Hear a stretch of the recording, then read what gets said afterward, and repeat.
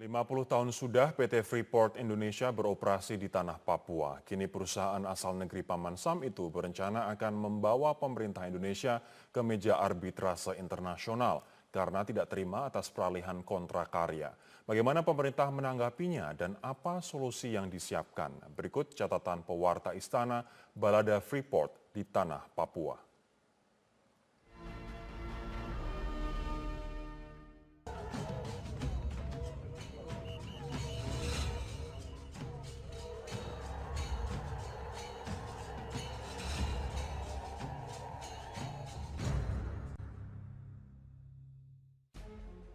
Saling gertak antara pemerintah Indonesia dan PT Freeport Indonesia tampak tidak terelakkan. Perusahaan asal negeri Paman Sam itu keberatan dengan peralihan kontrak karya menjadi izin pertambangan khusus atau IUPK. PT Freeport merasa IUPK akan merugikan pihaknya. Kewajiban divestasi saham 51% hingga pengenaan pajak yang berubah-ubah akan memberatkan perusahaan. Perusahaan yang telah bercokol di tanah Papua sejak 1967 itu mengancam akan membawa ketidakadilan itu ke Mahkamah Arbitrase Internasional. Selain itu, PT Freeport juga kembali mengancam untuk merumahkan lebih banyak lagi karyawannya jika pemerintah tidak bertahan dengan kontrak karya.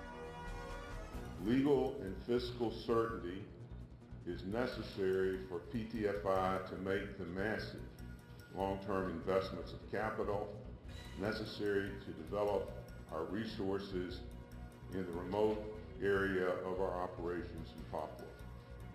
Under the contract, Freeport has to date invested $12 billion of capital projects, and we are undertaking an ongoing program involving $15 billion of ongoing capital investments to develop our underground resources. We have built a business with a workforce of 32,000 Indonesians. Pemerintah Indonesia tidak gentar dengan ancaman itu dan menjawab balik ancaman untuk melaporkan PT Freeport Indonesia ke Mahkamah Arbitrase Internasional. Menteri SDM Ignatius Jonan menilai pemerintah tak mau tunduk begitu saja dengan kemauan PT Freeport. Tidak ada perlakuan spesial meski PT Freeport masuk dalam daftar perusahaan tambang terbesar di Indonesia. Peralihan kontrak karya ke UPK tidak melanggar aturan dan merugikan salah satu pihak. Perusahaan tambang lain juga diterapkan hal yang sama. Undang-Undang Minerba tahun 2009 jelas mengatur dan menghendaki hilirisasi terjadi. Pada pasal 170 Undang-Undang Minerba mewajibkan semua pemegang kontrak karya melakukan pengolahan dan pemurnian dalam jangka waktu 5 tahun sejak undang-undang diterbitkan. Kalau berbisnis kan ini pasti dirundingkan dan sebagainya. Ya kalau mudah-mudahan mencapai titik temu. Kalau misalnya sampai tidak mencapai titik temu, ya memang hak masing-masing untuk membawa ke badan arbitrase gitu. Bukan hanya Freeport loh bisa membawa ke badan arbitrase di perjanjian itu. Pemerintah juga bisa. Bahwa Freeport itu sudah hampir 50 tahun di sini.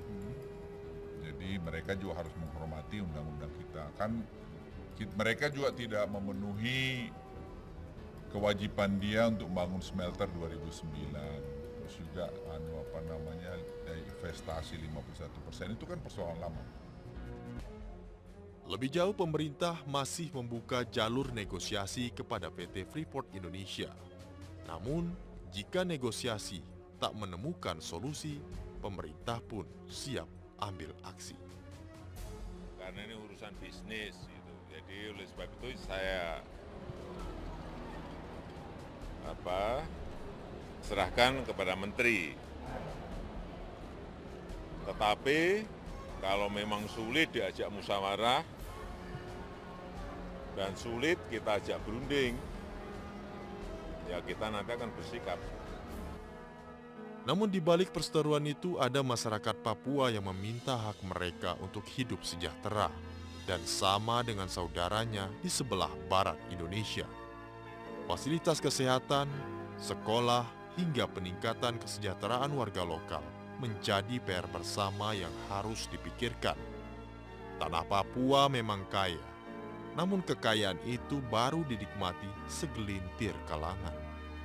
Meski tidur beralaskan emas dan diselimuti tembaga, tapi kesejahteraannya masih jauh dari kata bernas dan bahagia. Papua kaya, namun jauh dari kata sejahtera. Sejatinya pemerintah tidak menutup diri untuk bernegosiasi, apalagi harus alergi terhadap investasi. Duduk bersama untuk berunding menghasilkan solusi adalah yang dinanti. Memastikan hasil bumi dapat dinikmati oleh anak negeri dan memastikan pemilik modal mendapatkan jatah sesuai porsi adalah hal yang diimpi. Saya Kopri Mandani dan juru kamera Adwin Kurniawan untuk catatan pewarta Istana. Presiden Joko Widodo menyatakan akan mengambil sikap tegas jika PT Freeport Indonesia sulit diajak berunding guna menyelesaikan permasalahan perubahan status kontrak pertambangannya. Pernyataan ini merupakan respon atas ancaman Freeport yang akan membawa persoalan tersebut ke Mahkamah Arbitrase. Hubungan pemerintah PT Freeport Indonesia yang semakin memanas membuat Presiden Joko Widodo akhirnya berkomentar. Menurut Presiden, dirinya hingga saat ini menyerahkan proses perundingan pemerintah dengan manajemen Freeport kepada Menteri Energi dan Sumber Daya Mineral Ignatius Jonan. Apabila kedua pihak tidak mencapai kesepakatan dan memiliki solusi terbaik, maka Presiden baru akan mengambil sikap. Ya kita ingin ini dicarikan solusi menang-menang, dicarikan solusi yang win-win.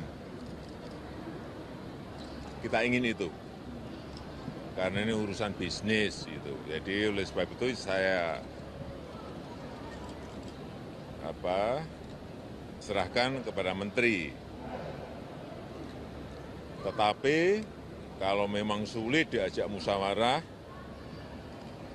dan sulit kita ajak berunding, ya kita nanti akan bersikap. Tidak diperpanjang maksudnya, Pak? Ya nanti dilihat. Ini kan masih menteri, masih berproses berunding dengan Freeport. Ya. Intinya itu aja. Intinya itu aja. Intinya kalau memang sulit diajak musyawarah dan sulit diajak untuk berunding, saya akan bersikap. Sebelumnya Menteri Koordinator Bidang Kemaritiman Luhut Binsar Panjaitan pernah mengancam tidak akan memperpanjang kontrak Freeport setelah tahun 2021. Kalau yang kita itu mestinya kita menang dong. Kita di undang-undang Indonesia, manunya di Indonesia, kita undang-undang 2009 harusnya dia sudah membuat smelter, dia tidak buat smelter. Dia harus divestasi 51%, dia tidak divestasi waktu itu. Jadi apalagi? Ya jika menang kan kontraknya 2021 kan selesai. Seperti diketahui, Presiden dan CEO Freeport McMoran Inc. Richard C. Ackerson menilai pemerintah Indonesia telah membuat keputusan sepihak. Karena itu Freeport memberikan tenggang waktu selama 120 hari kepada pemerintah Indonesia untuk mencapai kesepakatan. On January 17th, 2017, PT-FI submitted to the Ministry of Energy and Mineral Resources a notification describing breaches and violations of the contract by the government. PT-FI expressed a sincere hope that this impending dispute with the government can be resolved between the parties, but PT-FI reserved all of its rights pursuant to the contract against the government, including the right to commence arbitration to enforce all provisions of the contract and to seek applicable damages. Menanggapi ancaman arbitrase Freeport, Menteri Energi dan Sumber Daya Mineral Ignatius Jonan menegaskan pengajuan arbitrase tidak hanya bisa dilakukan oleh Freeport. Pihak pemerintah juga bisa mengajukan kasus ini ke penyelesaian sengketa di luar peradilan umum. Sementara itu berdasarkan surat dari Freeport-McMoRan kepada Menteri SDM pada 21 Februari, Ed Kersen menyebut bahwa pihak Freeport masih percaya pihaknya akan mencapai kesepakatan dengan pemerintah meski dalam beberapa isu penting kedua belah pihak belum mencapai solusi. Ed Kersen menambahkan bahwa pemerintah dan Freeport mempunyai tujuan yang sama, yaitu untuk meningkatkan pertumbuhan ekonomi dan dapat memberikan kesempatan pekerjaan bagi ribuan masyarakat Indonesia.